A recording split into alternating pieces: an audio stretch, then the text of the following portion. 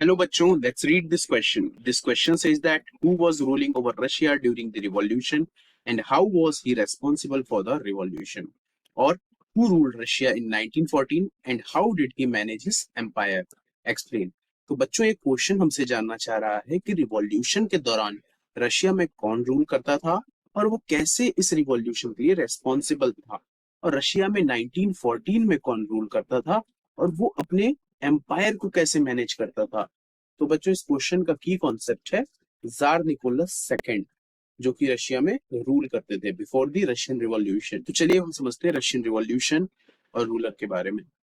तो जो Russian revolution 1905 में हुआ था, उस वक्त जार निकोलस सेकंड रूलर थे जो कि रशिया में रूल करते थे।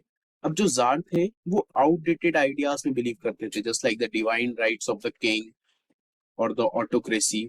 और उन्हें कुछ भी मतलब नहीं था कि जनता की हालत कैसी है और जनता किस तरीके से परेशानी में है। और जब जनता उनसे किसी चीज की मांग करती थी तो भी वो कोई कंसेशन नहीं देते थे। और जो रिवॉल्यूशन का मेन रीजन था वो था inability of tsar to look over the strength of the new emerging forces, and the forces were ideas of socialism and communism, and Tsar was unfit to play the role as it is required by the empire। और वो decisions भी खुद नहीं ले पाते थे, उनके decisions भी जो होते थे वो उनकी वाइफ जारीना से डोमिनेटेड होते थे। अब धीरे धीरे देखा गया कि जो जारीना है वो इंटरफेयर कर रही है in the life of common people. और जब 1914 के बाद रशिया वर्ल्ड वॉर में जर्मनी और ऑस्ट्रिया से हारा, तो जो जारीना थी वो जर्मन ओरिजिन की थी, जिसके के कारण लोग उन्हें नापसंद करने लगे। और धीरे धीरे वर्ल्ड वॉर ने रशिया की जो इकोनॉमिक कंडीशंस थी उसे बहुत बेकार बना दिया था, और जिसे कि जार अच्छे से कंट्रोल नहीं कर पा रहे थे, जैसे कि price rise, wages decline, unemployment.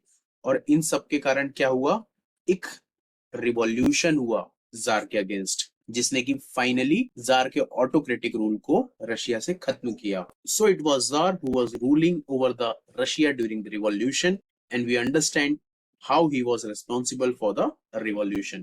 I hope you understood well. Best of luck.